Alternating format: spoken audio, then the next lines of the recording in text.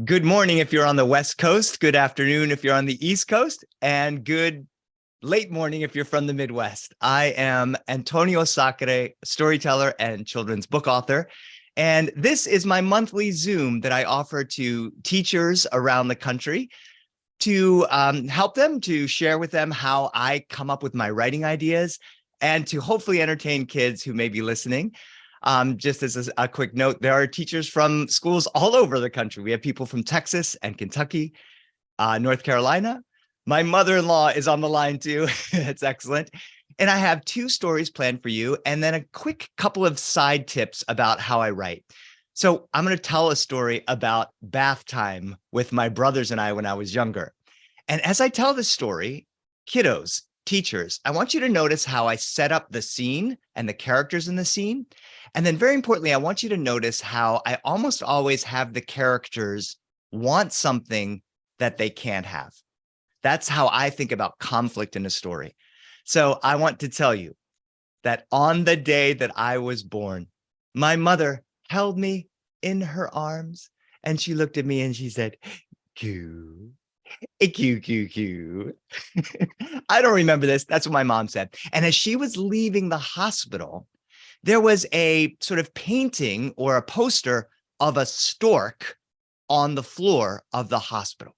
Some 5-year-olds I work with have to know what a stork is. A stork is a big bird with a long beak. And in the olden days, they said that storks brought babies to families. And you might have seen a picture of a stork with a beak and a little baby hanging out of a little blanket from that beak. So there was a picture of a stork on the hospital floor. And the nurses said to my mom in Boston, Massachusetts, many, many years ago, they said, "Oh, Mrs. Sacre, you don't want to step on that stork, because if you step on that stork, you're going to be back here in exactly 1 year with another baby."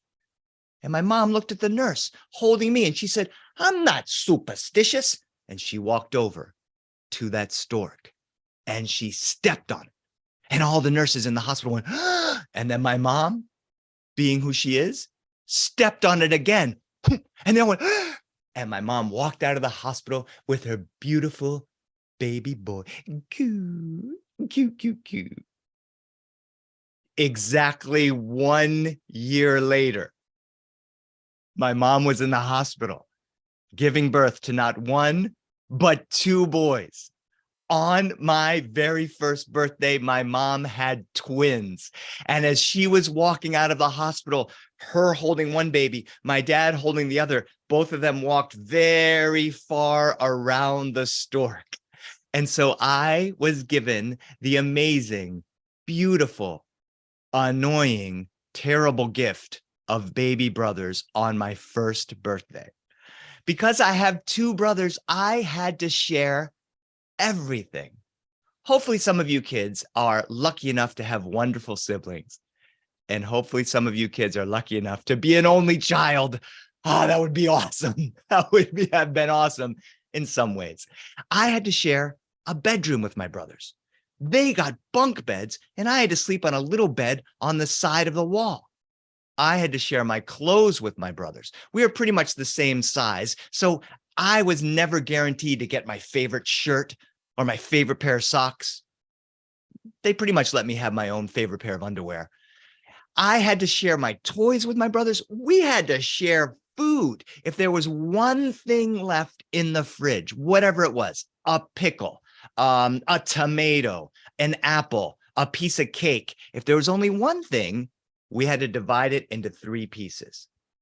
One day we had a raisin left. Every one of us wanted the raisin.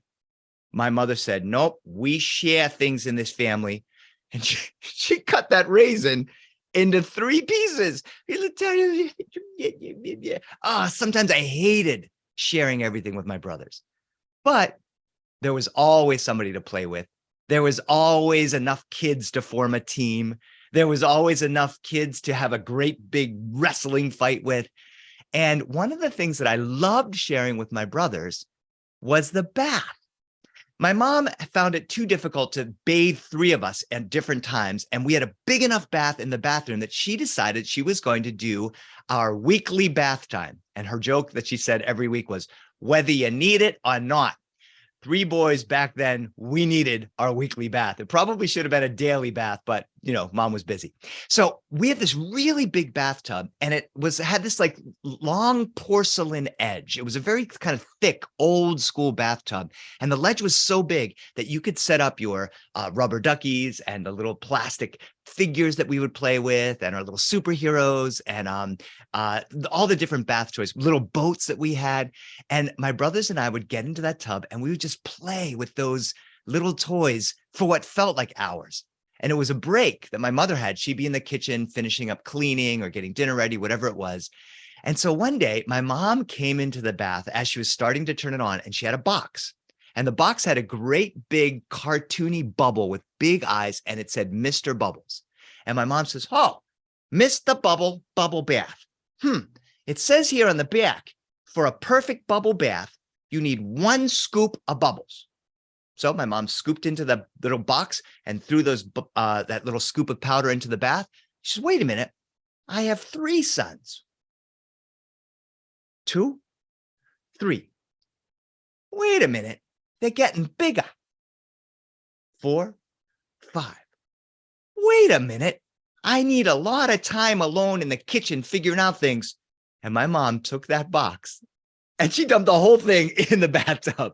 We were like, Mom, what are you doing? She turned on the water, and that bubble bath started to grow and grow and grow until soon the bubble was coming up over that hard porcelain ledge and even spilling onto our soft bathroom rug in the bathroom. My dad said, what is going on? My mom said, it's just water. We can clean it up afterwards. It's just bubbles. The kids are having fun. And so we climbed into the tub and we disappeared in all of those bubbles. I could hear my brother's voices in the distance, in the cloud of bubbles, and they were having so much fun.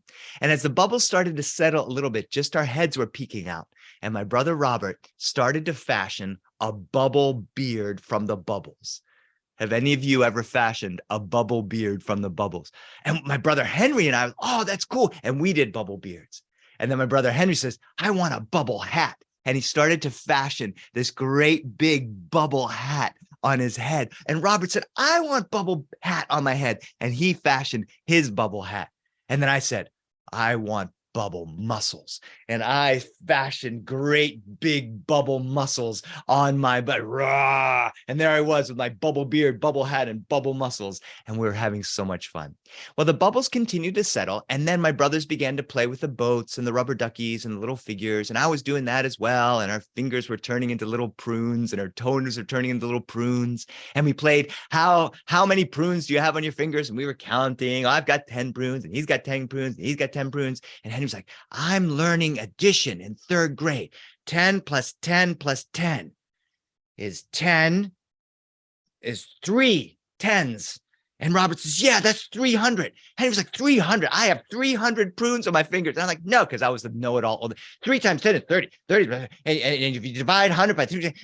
Anyway, we were playing in the bubble bath. And after a while, I got a little bored. My mom in the kitchen said, time to clean up. And we all started cleaning. She said, time to rinse off. And we turned on the shower. We rinsed off. All those bubbles went down. She said, time to towel off. We stepped over that hard porcelain ledge onto the soft carpet of the bathroom. We got our towels. We brushed our teeth. We got ready for bed. That happened every week. And every week, it was something we really looked forward to. One day, my mom got us snorkeling gear, and we were in the tubs trying to do our snorkeling and sometimes breathing in the bubbles and coughing and having a blast. Well, one day I got a little tired of the bubble beards and the bubble hats and the bubble muscles and the snorkels and the little toys, but my brothers were still having a blast. And I had made a very interesting discovery. I discovered that I could sort of slip my hand around a bubble and it would be held right there in my hand. And if I looked really closely, I could see the film of colors on the outside of the bubble. It was like a swirling rainbow. Cool. And I looked even more closely, and it looked like it was magnifying the little lines on my hands, like a little tiny impromptu magnifying glass. It wasn't a very powerful magnifying glass. It wasn't like I could see the bacteria on my hands or whatever, but it was kind of cool. The lines were a little bit bigger. Ooh. My brother said, "What are you doing?" I said, "I'm a bubble scientist." Ooh. And my brothers started to get their bubble scientists as well. They got bored and they started playing with the toys again. And then I began to realize if I got different size bubbles, it would slightly affect the magnifying power of my bubbles. And also the colors were swirling differently. And I was fascinated by these bubbles. Well, I began to line them up on the hard porcelain edge of the tub in order of the biggest bubble to the smallest bubble. It was difficult for me to scoop out the biggest bubble and place it on the ledge without it popping. And I popped a whole bunch of them until I finally had this long row of bubbles that went almost the entire length of the porcelain edge of the tub, from pretty big bubble to little tiny, tiny, teeny bubble. And then I was staring at each bubble as if they were magnifying glasses, looking at the porcelain edge, trying to figure out if there was little tiny holes in it, or where there was a crack, or where it was clean, or where it was dirty. And I was super fascinated. I barely heard my mom saying, "Time to clean up." Everybody cleaned up. "Time to get out of the bath." And my brothers stepped over that edge onto the carpet and got their towels and started drying off. And I was going to do the same, but I realized I couldn't leave a mess in the tub. There were all those bubbles. Now, the easiest thing to do would have been to take my hand or a washcloth and just went shoop, bubbles are gone. But I worked so hard to get all those bubbles and to put them in order from big to small. And they had done so much hard scientific work for me. I was going to treat those bubbles with respect. So I decided I was going to pop each bubble individually and thank them for their service. And I decided that I could pop them with my fingers, but it would be better if I popped them with my toe. What could go wrong? So I stood with one foot in the bubbly bath and another foot perched over that hard porcelain edge, and I began with my big toe to pop the bubbles. Pop, pop, pop. Thank you for your service, bubble magnifying glasses. Pop, pop, pop. And as I popped each one, my brothers were doing their things. I realized that there was about 5 or 6 bubbles way on the other edge of the tub. I could have walked over and popped them there, but I figured it was better if I sort of stretched my leg out as far as I could to pop those bubbles. Pop, pop, pop. There was one little tiny bubble way on the edge of the ledge, and I stretched as far as I could. And as I popped that last bubble, I slipped. I could have slipped and fell back into the water in the tub. I could have slipped and fallen onto the soft carpet in the bathroom floor. Or I could have fallen right on the hard porcelain edge of the tub. Where do you think I fell? Right on the hard porcelain edge of the tub, right on my chin. Bam! Ah, it hurt. I fell over onto the carpet and I was holding my chin. And my brother Henry said, "Oh, Antonio, are you okay?" I said, "Yeah, that really hurt though." Robert said, "Yeah, it really did look like it hurt. Are you sure you're okay?" I said, "Yeah, I'm fine." And my brother Henry said, "Ah." And Robert said, "Ah." I said, "What? I'm fine." Henry said, "Blood. There's no blood. What are you talking?"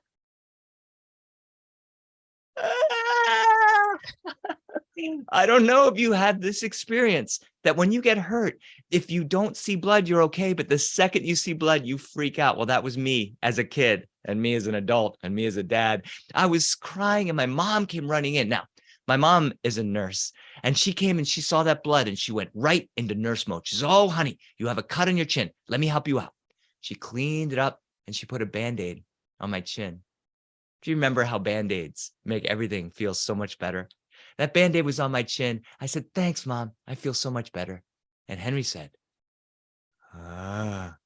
And Robert said, "Ah." I said, "What? I got a Band-Aid on my chin." "More blood." Ah. And my mom said, "Honey, it's okay. I think you have a 2 Band-Aid cut." And she put a second Band-Aid on my chin. "Thanks, Mom. That feels so much better." And Henry went, "Ah." And Robert went, "Ah." oh, honey, it's a 3 Band-Aid cut. And she cleaned it up and put a 3rd Band-Aid on. I had a 3rd Band-Aid cut, 3 Band-Aid cut on my chin. And my brother Henry said, and Robert said, huh? I said, oh, no. And my mom said, oh, no, honey, I don't think you have a 4 Band-Aid cut. I think you need stitches. And Robert said, no fair, I want stitches. And Henry said, no fair, I want stitches. And I said, I'm the oldest, I get the stitches. And all 3 of us, we were pretty young. We all said at the same time, Mom, what are stitches? She said, oh, honey, we have to go to the hospital. They have to put stitches into your chin. Well, what are they, Mom? She says, well, she was a nurse.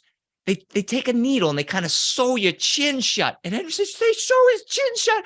Ah! And Robert said, ah! And I said, ah! And my mom said, no, it doesn't hurt that bad. And you have to have it. The blood is coming out. And we went to the hospital and they did put stitches in my chin. And it did hurt a little bit, but not that bad. And when I came back with those 4 stitches on my chin, my brother said, cool. Mom, when do we get those stitches? And she said, knowing you 3 boys, probably sooner than I would like. And sure enough, as we got older, all of us had different stitches. All of us had different trips to the hospital. And hopefully none of you have had stories that you could tell about stitches or trips to the hospital. But if you do, they can be good stories that you can tell or that you can share. That is the story of bubble baths with my brothers. I have one last little story to share with you, and then I want to talk with you about what a lot of students that I'm working with now in Los Angeles in the winter going into the spring, they're working on expository writing. So I want to tell a little story about swimming. I think that a lot of you have some experience swimming. If you live in Los Angeles, you probably have an experience of swimming in the ocean. If you live in the Midwest, you probably have some experience of swimming in a lake. If you live in some other places, you might have experience of swimming in a river. And when I was a kid, I would often go to the beach, but every summer day, almost every summer day, I was in a swimming pool. And our swimming pool where I lived in Delaware, it was the community swimming pool. It had a shallow end, which was about 3 feet deep, and it was perfect for playing Marco Polo. Maybe some of you have played that game. The middle, they had a bunch of lanes where the old people would do their swimming. When I got older, I was one of those old people doing their swimming. And you just go back and forth, then back and forth, then back and forth, then back and forth, then back and forth, then back and forth. And it was boring. Well, the other end of the pool, so sort of like it was shaped like a little some random letter that's shaped like that. Z, I don't know. There was the lanes, and then over here was the deep end. And the deep end was not 8 feet deep, not 9 feet deep, not 10 feet deep, not 11 feet deep, but 12 feet deep, all the way to the bottom. And there was 2 diving boards, a small diving board and the super high, this is where you die diving board. And to be able to swim in the deep end, you had to swim 4 laps, which was pretty hard when you were younger. And then you had to tread water for 2 minutes without dying. If you died, you weren't allowed to swim in the deep end. If you didn't die, they let you swim in the deep end. It was the 1970s. Things were a lot more lax back then. And so when we were younger, we played Marco Polo. When we got a little bit older, we practiced swimming back and forth so that we could go in, do those 4 laps to go into the deep end. And when we got a little bit older, we treaded water until we were allowed to go into the deep end. Jumping off the diving boards was a big highlight. But the one summer, one of the kids said, let's play sharks and minnows. And the way it works is the biggest kid there was usually like a 14 or 15-year-old kid. She would jump into the water and she was the shark. And then all of us were the minnows. And we had to dive into the deep end, 12 feet deep, and swim across before she tagged us. If she tagged us, we had to stay in the middle and tag the rest of the kids. And you would go swimming back and forth until there's only one kid left. And that kid was the winner. And that kid got to be the next shark. And being the shark was awesome. Well, I could usually make it over a couple of times and then I would get tagged by everybody. Well, there was one kid, the youngest kid. She was 7. Very few 7-year-olds could swim in the deep end back then. And she won sharks and minnows every single time. Was it because she was fast? No. Was it because she was an awesome swimmer? Well, kind of. What she did was she jumped into the pool while everyone else was swimming, trying to outswim the shark.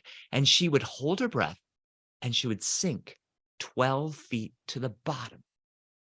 And she would slowly swim along the bottom of the deep end. And she would get to the end, and she would slowly rise up, and there she was. Very few kids could swim all the way to the bottom. So she won every single time. And I remember asking her, how do you do that? She said, practice. I said, how do you practice? She said, well, first you have to hold your breath and go down as deep as you can go and then come up. And then you take a deeper breath and go down even lower and come up. And so through the course of the summer, she taught me how to go all the way down. Then I don't have to come up. All the way down and take a stroke this way and come up. All the way down and take a few strokes that way and come up. And by the very end of the summer, both of us were able to go all the way down 12 feet across the bottom, up the top. And we became the co-winners of sharks and minnows. Those are two little stories from my childhood for you to share. Teachers, if you missed some part of this, this will be on YouTube and you can share it with your classrooms later on. What I want to do is I want to spend 2 or 3 minutes just talking a little bit about expository writing and how I come up with my books. A couple years ago, I was asked to start to write about a government. So I wrote, how do governments spend money? There's my name there. Money, then and now. And then my best-selling book, kids love this book at bedtime, Everyone Pays Taxes. And what I had to do is I had to do a lot of research about these things.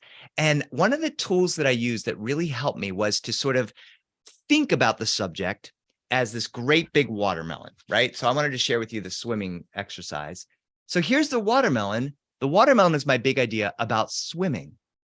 And then I think about each slice of the watermelon as a chapter in my book about swimming. But I always come at it from my own personal point of view. So if I were to write a book about swimming, I would think about my experiences swimming and what that was like. So the swimming book that I'm working on now, I have decided that my chapters are going to be about all the different places that you can swim. I'm not sure if you can see that. So I wrote down here, these are the experiences I have is swimming in a pool, swimming in a beach, swimming in a river, swimming in a lake, swimming in a pond, and swimming in a quarry. So my book about swimming is going to be swimming is an amazing thing to do. Here are the things that you can do in these different places on my little watermelon, the chapters. In a pool, you can play Marco Polo and you can swim laps and you can do sharks and minnows. In a beach, you can make sandcastles and ride waves. So I'm just giving you my sort of topic sentences for each of these things that I'm going to work with. I think it's important, teachers, to have the kids to have that idea of what the bigger picture is. What's the big idea? And specifically, why are you connecting with that big idea?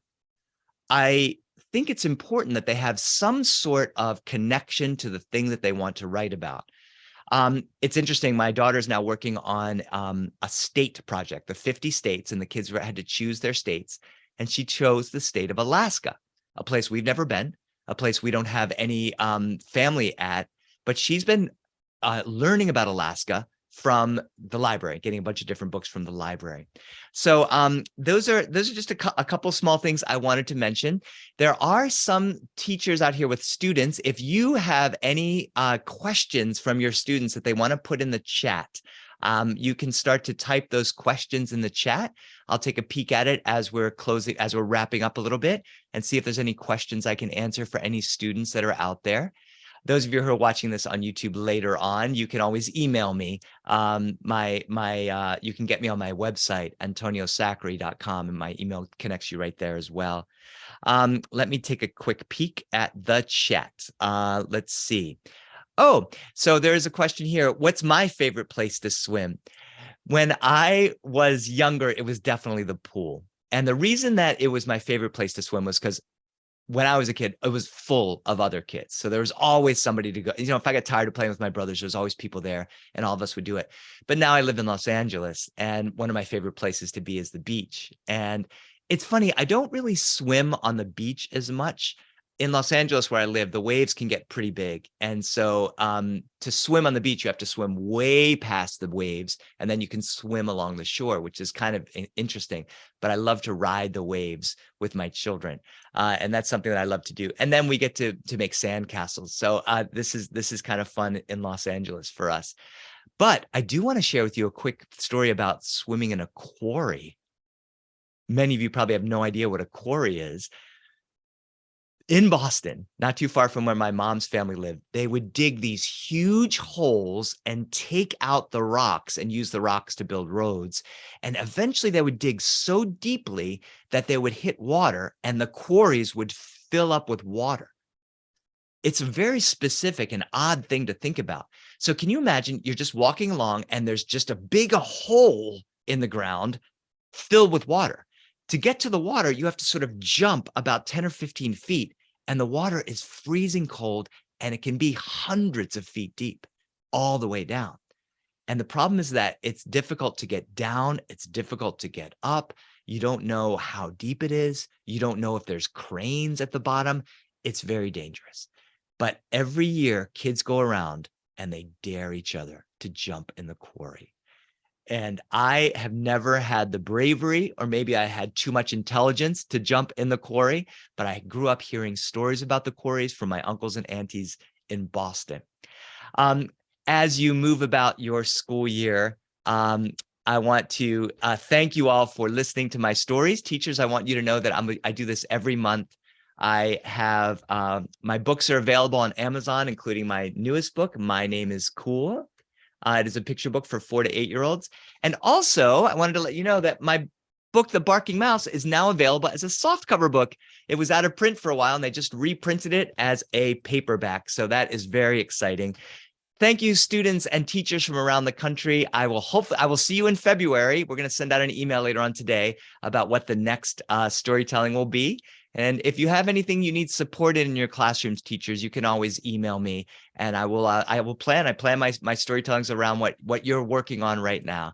I want to thank my mother-in-law for dropping in from Chicago, and I want to thank you all for listening. Keep reading, keep writing, and thank you very much for joining me today.